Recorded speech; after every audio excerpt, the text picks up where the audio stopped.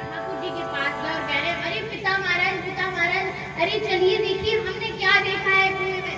ठाकुर जी बोले पहले तो अच्छे से बताओ कि क्या देखा है तुमने। बोले पिता महाराज हमें खुद नहीं पता है कि हमने क्या देखा, लेकिन बहुत खतरनाक है, बहुत अजीब सा है, हमने आज तक ऐसा कुछ भी नहीं देखा। आप चलिए आप बताइए कि क्या है ये। ठाकुर जी बोले कि पता नहीं इन्होंने ऐसा क्या देख लिया। ठाकुर जी के साथ सभी उनके पुत्र पौत्र आदि गए और कुएं के पास जब देखा तो महाराज कुएं के अंदर एक गिरगिट, बहुत बड़ा गिरगिट। जब ठाकुर जी ने देखा तो ठाकुर जी ने जैसे ही उसे अपना हाथ लगाया, उठाया, बाहर निकाला, महाराज उसी समय उसका वह शरीर, वो गिरगिट का शरीर छूट गया और महाराज दिव्य तेज रूप, बड़ा सुंदर सा एक राजकुमार रूप का विग्रह सामने आया।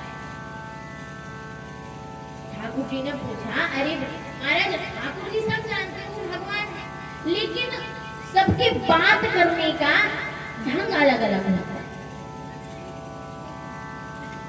तो ठाकुर जी ने पूछा भैया आखिर तुम हो कौन, क्या कर रहे हो और ये तुम्हारा हाल कैसे हो गया। अब महाराज किसी की बात करने का ढंग देखिए, कोई महाराज बड़ी विनम्रता से बात करता है तो कोई बड़ी अकड़ से बात करता है। अब महाराज ये किस प्रकार से बात कर रहे हैं। तो जब भगवान ने उनसे कहा कि आखिर आप हैं कौन, मैंने आपको जैसे स्पर्श किया तो आपका शरीर छूट गया और वहां से दिव्य प्रकट पुरुष प्रकट हो गया और वो अपना परिचय देने लगा, कह रहा है नृगो नाम नरेंद्र। अब देखिए महाराज किसी की बात करने के ढंग से पता चल जाता है कि वो किस स्वभाव का, इसकी मानसिकता कैसी है। महाराज साक्षात परमात्मा पूछ रहे हैं कि तुम कौन हो। महाराज वो कह रहा है अरे आप हमें नहीं जानते। ठाकुर जी ने कहा नहीं भैया हम तुम्हें नहीं जानते, इसीलिए तो पूछ रहे हैं कि तुम्हारा नाम क्या है। तो वो बार बार अरे आप हमें नहीं जानते, हमें कौन नहीं जानता, हम ऐसा हो ही नहीं सकता, आप हमें नहीं। अरे अच्छे से ध्यान कीजिए। ठाकुर जी बोले हमारी याददाश्त एकदम सही है भैया, अभी हमारा थोड़ी ना बुढ़ापा है, अभी हमारी एकदम अच्छी है याददाश्त, एकदम तरोताजा, और हमें नहीं पता कि तुम कौन। तो वो कह रहा है अरे दानवीरों में से प्रथम श्रेणी में पहली बार प्रथम नाम हमारा आगा, आप कह रहे हो हमें पता नहीं। आपकी जरूर आपको ध्यान नहीं होगा, अच्छे से ध्यान करेंगे तो जरूर आपको याद आएगा। ठाकुर जी बोले हाँ हाँ ध्यान आ गया, ध्यान।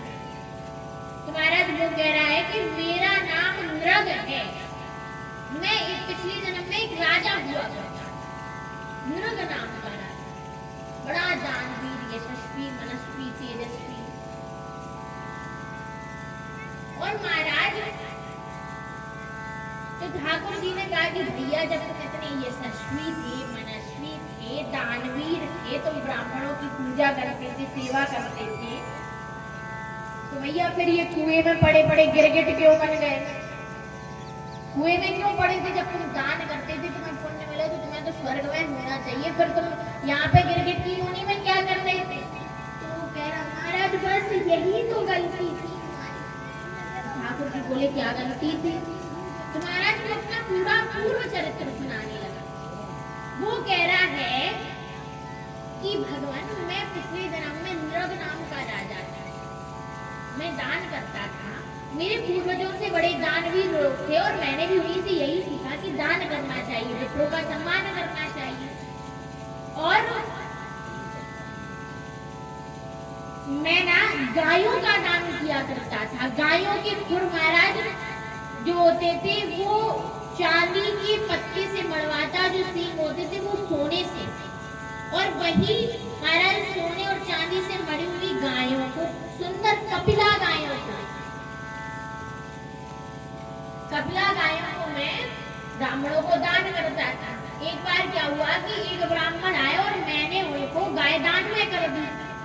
दूसरे दिन तो महाराज जब वह दूसरे दिन उन्हीं गायों को सुबह से चारा खिलाने के लिए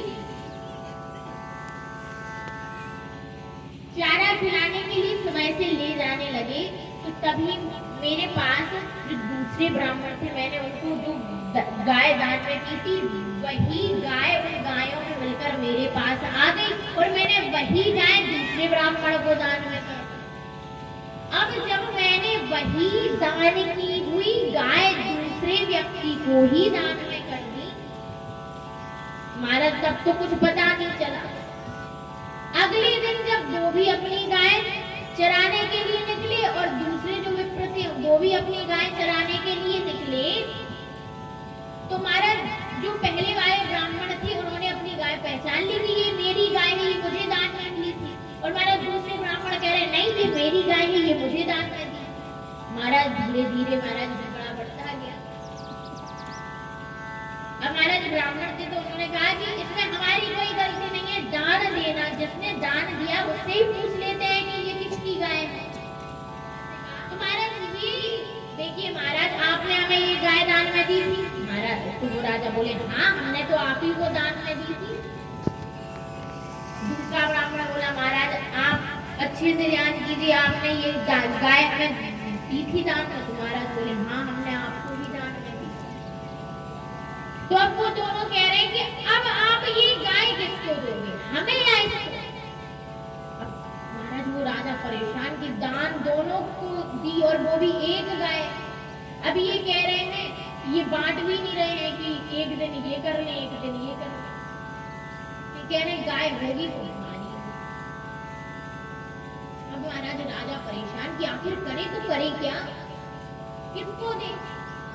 महाराज जब कोई उपाय कोई फैसला राजा ने नहीं सुनाया तो वह ब्राह्मण दान लिए ही बिना उस गाय को वहीं पर छोड़कर चले गए। और महाराज इसी पाप के परिणाम स्वरूप उस राजा को अगले जन्म में महाराज गिरगिट की योनि में आना। जब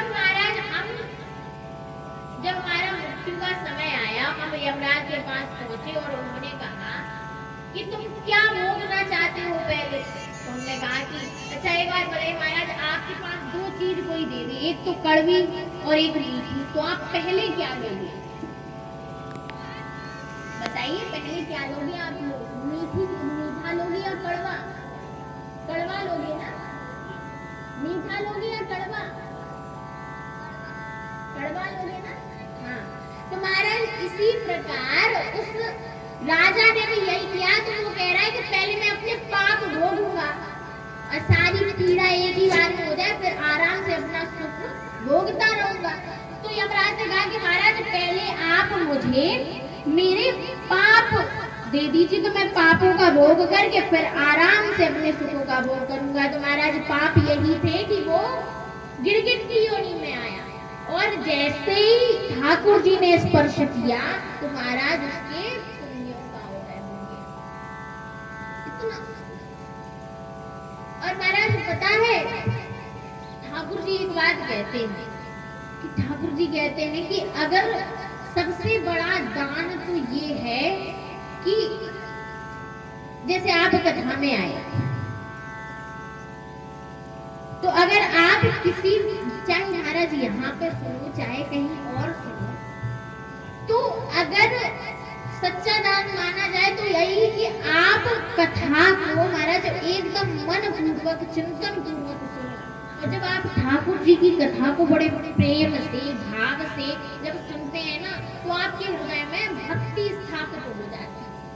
और जब आपके हृदय में भक्ति स्थापित हो जाती है तो आपको फिर किसी भी प्रकल्प को पूरा करने में कोई भी समय नहीं लगता, क्योंकि आपके हृदय में भक्ति हो गई, भक्ति स्थापित हो गई। और जब आपके हृदय में भक्ति आ जाती है, जब आपको सब में ठाकुर जी दिखने लगते हैं, भक्ति का अर्थ यही होता है कि हर मनुष्य में, हर जीव में, चाहे वो हमारा जानवर हो, पशु हो, पक्षी हो, इंसान हो, कुछ भी हो, उसमें आपको सतत ठाकुर जी का दर्शन। जब आपको हर एक चीज में केवल ठाकुर जी का दर्शन होता है, तब आपकी वह भक्ति सिद्ध हो जाती कि हाँ ये हमारी भक्ति आज सिद्ध हो गई। और महाराज जब आपकी भक्ति सिद्ध हो जाती, आपके हृदय में भक्ति आ जाती, तो आप ही बताइए कि आप गाय की सेवा नहीं करोगे क्या? आप असहाय, जो असहाय व्यक्ति अगर उसको देख लोगे तो आपका भी मन ये करेगा कि इसकी सहायता कर। जितनी समर्थ है उतनी कर दे, ज्यादा नहीं कर सकते, जितने हम सामर्थ्यवान है उतनी कर दे। गायों की सेवा नहीं करोगे क्या? आप भूखे को भोजन कराओगे, प्यासे को पानी पिलाओगे, असहाय की सेवा करोगे, ब्राह्मणों का हमारा जो सम्मान करोगे। जब आपके हृदय में भक्ति स्थापित हो जाती है, और जब भक्ति स्थापित होती है तो महाराज जब आपके हृदय में केवल आपके संकल्प मात्र से धर्मा प्रोजित कहते हो तो परमो निर्मत्सराणाम शताम। और जब आपके हृदय में भक्ति तभी स्थापित होती है जब आप निर्मत्सर होते, आपके मन में कोई भी काम, क्रोध, लोभ, मोह, मद, मात्सर्य ईर्ष्या कुछ भी ना हो, एकदम शुद्ध चित्त हो, शुद्ध हृदय हो। और जब आपका हृदय एकदम शुद्ध और पवित्र होता है, और जब ठाकुर जी की तत्प्रिया भक्ति देवी आपके हृदय में विराजमान हो जाती है, तो ठाकुर जी भी उन्हीं के साथ आपके हृदय भवन में आ जाते हैं। जब ठाकुर जी आपके हृदय भवन में आ जाते हैं तो हमारा क्या होता है? हमारा कल्याण हो जाता है। और महाराज हर किसी ग्रंथ का, चाहे वो श्री रामचरितमानस हो, श्रीमद् भागवत जी हो, या शिव पुराण हो, देवी पुराण हो, कुछ भी हो महाराज, कोई भी ग्रंथ हो, कोई भी शास्त्र हो, कोई भी वेद हो, हर ग्रंथ, हर वेद, हर शास्त्र का मूल कारण यही होता है कि किसी ना किसी प्रकार से ठाकुर जी को अपना बनाओ, उनसे अपना एक रिश्ता अलग से जोड़ो।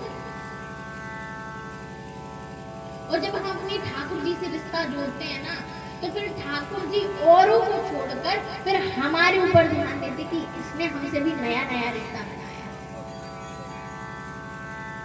और जब हम ठाकुर जी से रिश्ता जोड़ते हैं तो महाराज रिश्ता जोड़ा है तो निभाना भी पड़ता है। ठाकुर जी अपने रिश्ते को भली भांति जानते और बड़े अच्छे तरीके से निभाते हैं। ठाकुर जी कहते हैं कि तुम चाहते हो कि मैं तुम्हारे लिए अवतार हूं, तुम परेशानी हो तो मैं आऊं, लेकिन तुम प्रहलाद जैसे बनो, ध्रुव जैसे बनो, तो मैं तो नरसिंह बनने के लिए अभी तैयार हूं। कम से कम तुम प्रहलाद जैसी भक्ति, प्रहलाद जैसी श्रद्धा तो अपने मन में लाओ। मैं नरसिंह बनने के लिए तैयार हूं महाराज। और बल्कि हमारा तो बड़ा सौभाग्य है कि हमें ये मनुष्य देह, मनुष्य देह में आपको महाराज वेद सुनने को मिलते हैं, शास्त्र सुनने को मिलते हैं हमें, और भगवान का विग्रह जानने को, भगवान को समझने का जो अवसर प्राप्त होता है। केवल मनुष्य जीवन ही एक ऐसा जीवन है जब हम ठाकुर जी को समझ सकते हैं, उन्हें जान सकते हैं। बाकी महाराज आपने गजग्राह का प्रसंग सुना होगा महाराज, जो हाथी था महाराज वो वाला, आप ही बताइए वो कौन से विश्वविद्यालय में पढ़ा हुआ? एक गज को कौन विश्वविद्यालय में पढ़ाएगा, कौन से विश्वविद्यालय में? लेकिन फिर भी ठाकुर जी कहते हैं कि पत्रम पुष्पम फलम तोयम, तुम कुछ भी दो, पत्र दो, पुष्प दो, फल दो, तोय, अगर और कुछ नहीं है तो केवल जल ही दे दो, और जल भी नहीं है तो केवल एक बार श्रद्धा से, भक्ति से, पूरे विश्वास के साथ अगर एक भी तुम्हारी आंख से एक भी आंसू अगर मेरे सामने गिर गया ना, तो फिर मैं कुछ नहीं देखता, केवल दौड़ा दौड़ा चला आता। कम से कम तुम्हारे पास कुछ नहीं है, मुझे किसी और से कुछ भी नहीं चाहिए, केवल चाहिए तो तुम्हारी श्रद्धा, तुम्हारी भक्ति, तुम्हारा विश्वास। लेकिन महाराज हमारे पास तो वो नहीं है। हम संसार के लोगों पे महाराज बहुत अच्छी तरह से विश्वास कर देते हैं कि ये हमारा काम करेगा ही, लेकिन महाराज जब बात भगवान पर विश्वास करने की आए तो भगवान पर विश्वास करते ही। लेकिन महाराज ऐसा नहीं है कि हर व्यक्ति ऐसा हो महाराज। आज भी इस कलयुग में भी बड़े बड़े महापुरुष हमारे महाराज वृंदावन में जाइए, परिक्रमा मार्ग में महाराज एक से एक बड़ा दर्शन मिलेंगे। महाराज वस्त्र ही नहीं पहने, केवल ब्रजरज से अपना श्रृंगार कर रहे हैं, केवल अपनी दिशाओं ही अपना वस्त्र बना कर रहे